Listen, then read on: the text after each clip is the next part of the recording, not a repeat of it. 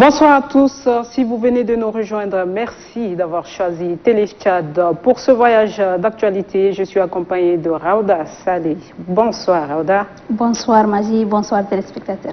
Bienvenue à tous. Au Palais de la démocratie, siège de l'Assemblée nationale, les élus du peuple ont adopté le projet de loi portant ratification de l'ordonnance portant restructuration de l'Office national de promotion du tourisme, de l'artisanat et des arts. C'est à l'issue d'une plénière dirigée par le président de l'Assemblée nationale, Dr Haroun Kabadi. Pour le ministre du Tourisme, Patale Géo, cet instrument juridique participe à la valorisation des activités touristiques, culturelles et artistiques. La délégation des filles et fils du MPS de la province du Bar El Ghazel, conduite par l'ambassadeur Mamad Cherif Mamad Zen, ministre de la Communication, porte-parole du gouvernement, a été chaleureusement accueillie hier après-midi à Moussoro. Cette forte délégation est venue en appui à la CENI dans le cadre de la révision du fichier électoral qui débute ce 1er octobre. Le ministre de la Communication et sa délégation auront à sensibiliser la population du Bar El Ghazel à sortir massivement pour se faire enrôler lors des échéances électorales à venir. En présence des directeurs généraux adjoints, chefs de service, des agents et journalistes des différents organes de presse, publics et privés, le directeur général de la Société nationale d'électricité, Mahamat Adoum Ismaël, a fait un point de presse au cours duquel le directeur général de la SNE s'est apaisanti largement au sujet de la crise énergétique qui, selon lui, est causée par les difficultés techniques et financières, tout en demandant à la population djaménoise et celle des provinces, ainsi que les clients à la patience. Mahamat Adoum Ismaël a salué de vive voix les efforts du maréchal du Tchad, Idriss Déby Itno, président de la République, chef de l'État, qui a alloué un budget colossal à son institution afin de trouver une solution et dans un bref délai à cette crise énergétique qui n'a que trop duré. Pour lui, le délestage intempestif sera qu'un triste souvenir dans les jours à venir. Le ministère de la Santé publique et de la Solidarité nationale et ses partenaires organisent depuis hier après-midi à l'hôtel Radisson Blu la revue semestrielle de haut niveau du programme de renforcement de la vaccination de routine dans le bassin du lac Tchad.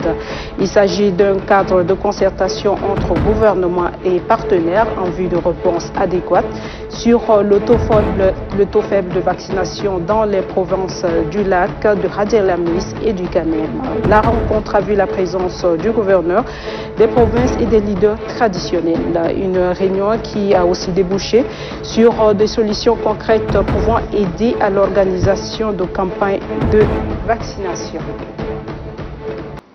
Et voilà, mesdames et messieurs, c'est tout pour ce flash d'infos en français. Nous continuons en arabe avec Raouda. شكرا الزميلة ماجي. المشاهدون الكرام، طاب مساءكم بكل خير.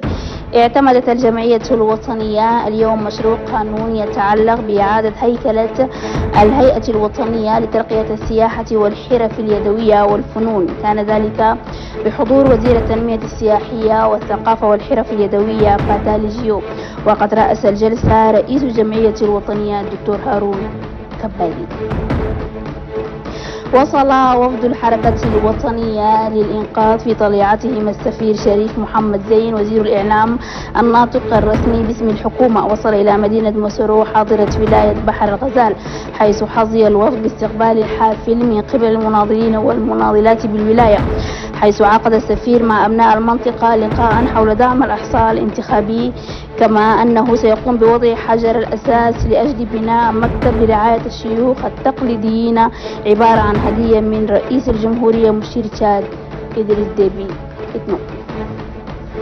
عقد صباح اليوم المدير العام الفني بوزارة التربية الوطنية وترقية المواطنة عقد اجتماع عمل ضم الفنيين التربويين وممثلي نقابات المعلمين إلى جانب الجمعيات المدنية وأولياء أمور التلاميذ، ودار اللقاء حول تقييم العملية التربوية في المؤسسات التعليمية العامة التي شهدت تراجعا ملحوظا من حيث نوعية التعليم.